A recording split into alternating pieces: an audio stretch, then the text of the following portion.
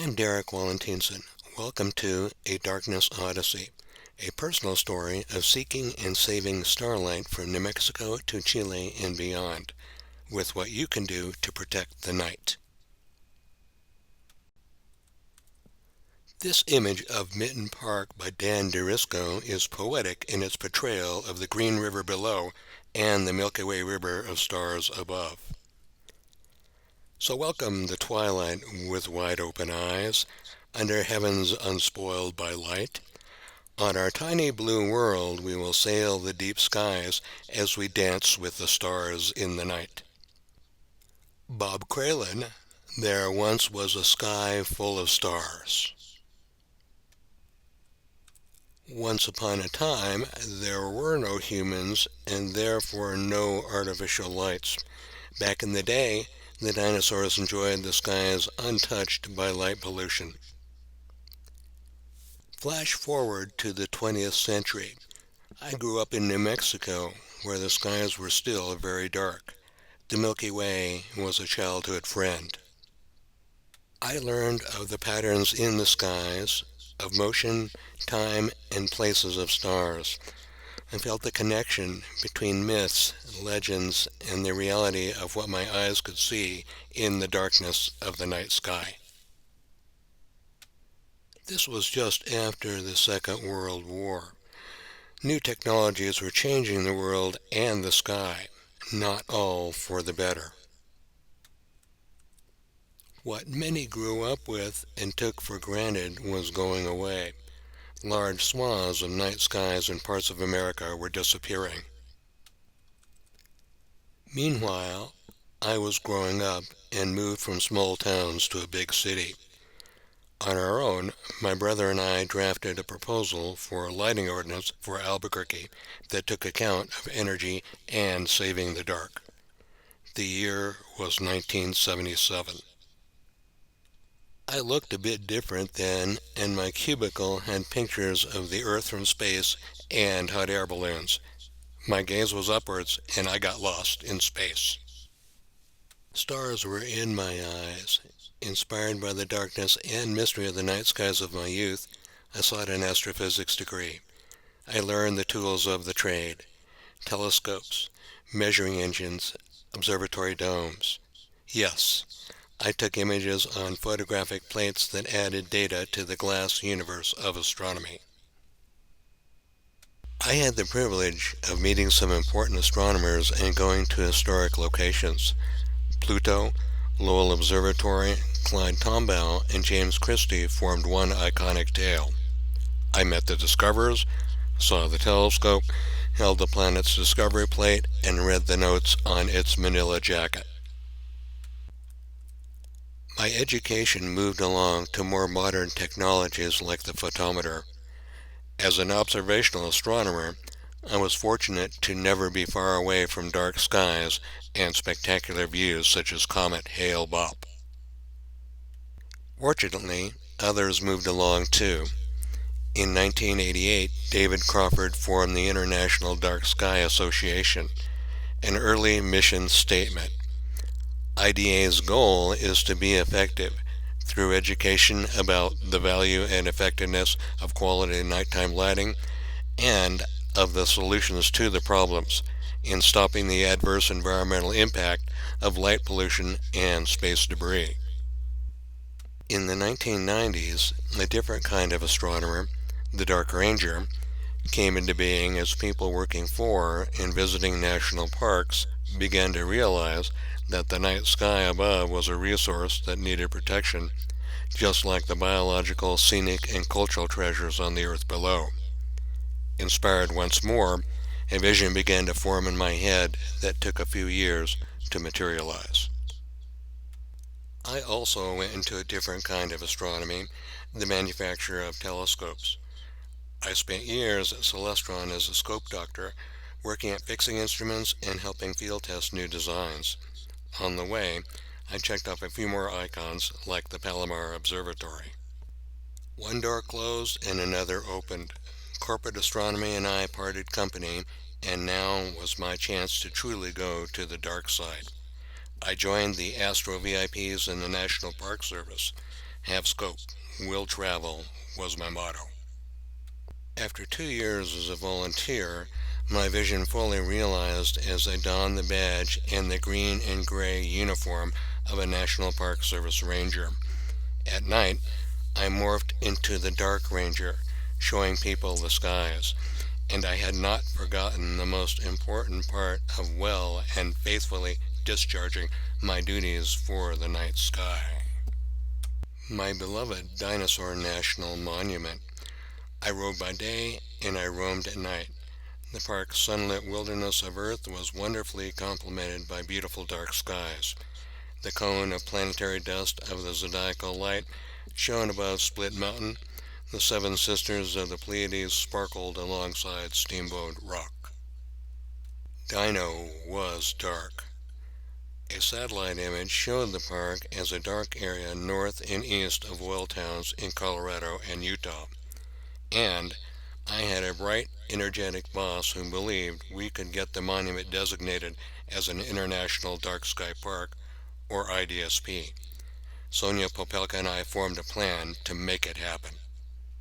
Following IDA guidelines, I systematically measured the darkness of the skies with a sky quality meter, or SQM.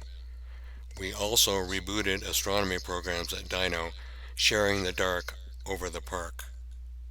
Lights versus the night was a rallying cry. We created a lighting management plan with principles strictly limiting artificial light. Lights should be energy efficient. Why waste energy and money? Light should be warm colored.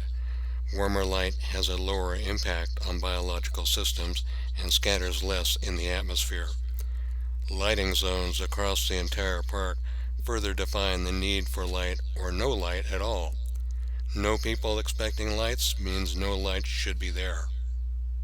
Dino had to fix many lights to fall in line with the plan.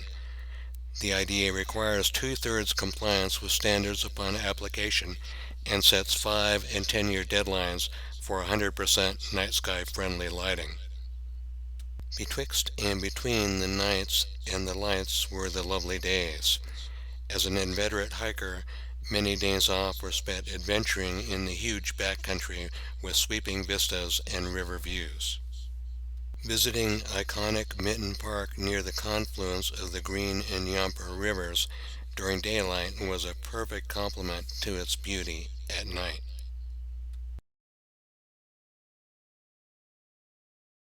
Our application had to be approved not only by the federal government entities, but also offices at the state level for both Colorado and Utah. 3 years after its initial submission, success came in 2019. Dinosaur, Colorado, and Jensen, Utah. Dinosaur National Monument and the International Dark Sky Association are pleased to announce the designation of Dinosaur as an International Dark Sky Park. This distinction recognizes the skies above Dinosaur as having an exceptional quality of natural darkness, while efforts on the ground actively contribute to enjoyment and protection of dark skies for future generations. During my time in the NPS, I helped several other parks become international dark sky parks. Chiricante National Recreation Area along the Gunnison River in Colorado became an IDSP in 2021.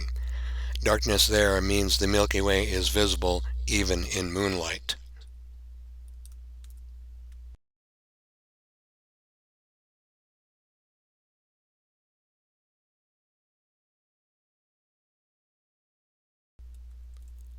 Paso por aquí, passed by here.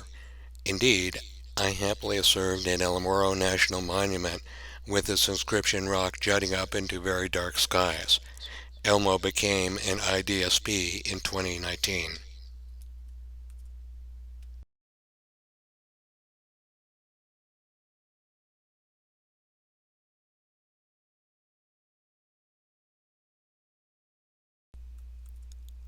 Bisected by a busy western freeway, Petrified Forest National Park has surprisingly dark skies, becoming an IDSP in 2018. It's easy to see the zodiacal light and comets there. I volunteered at the park even while being a federal ranger at other parks, and I'm currently an astronomer in residence in the park at PIFO.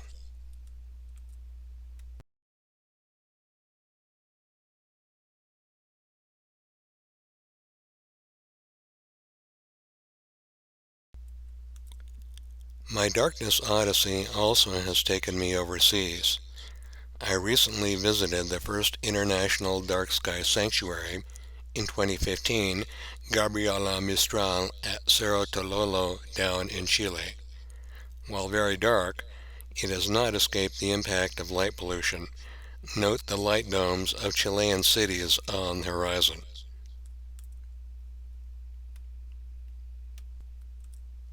Yes, even with all these victories and personal triumphs, we're still losing the night. In 2020, the view from space of the continental U.S. showed vast swaths with light-polluted skies. From the ground, this is what the damage looks like. Light domes from wasted light in the sky, brightened skies above cities, glare actually blinding you instead of guiding you through the night, the endless crowds of too many lights and signs cluttering the night in towns and cities. What are the impacts beyond losing the stars? Human health is disrupted by disturbing the daily light and night cycle.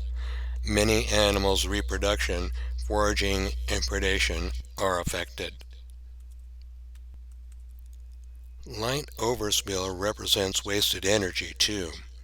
And wasted energy means problems from generating the energy, like increasing carbon dioxide in the atmosphere.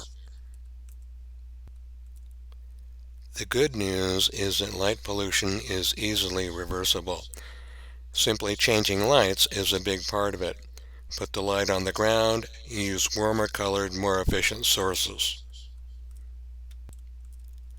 The IDA is 35 years old and just renamed itself Dark Sky International, actively promoting stewardship of the night sky and protection of dark places. The organization seeks to reverse the growing blight of the night by light. Recently partnering with the Illuminating Engineering Society, Dark Sky formulated the 5 principles for responsible outdoor lighting. Useful. The light should have a clear purpose. Targeted. Light should be directed only to where needed. Low light levels. Light should be no brighter than necessary. Controlled. Light should only be used when it's useful. Color. Use warmer lights where possible. I now live in New Mexico. Here's a lighting Rorschach. Where is Santa Fe on this light pollution intensity map? Where are the state's IDSPs? As of early 2023, here is the normal map showing locations of major towns, cities, and IDSPs. Right now, mid-2023, lots of things are happening in New Mexico in the effort to reduce light pollution. Los Alamos just got a new lighting ordinance. The state now has a dark sky chapter. Albuquerque is improving its lighting code. Every year, Dark Sky International coordinates International Dark Sky Week.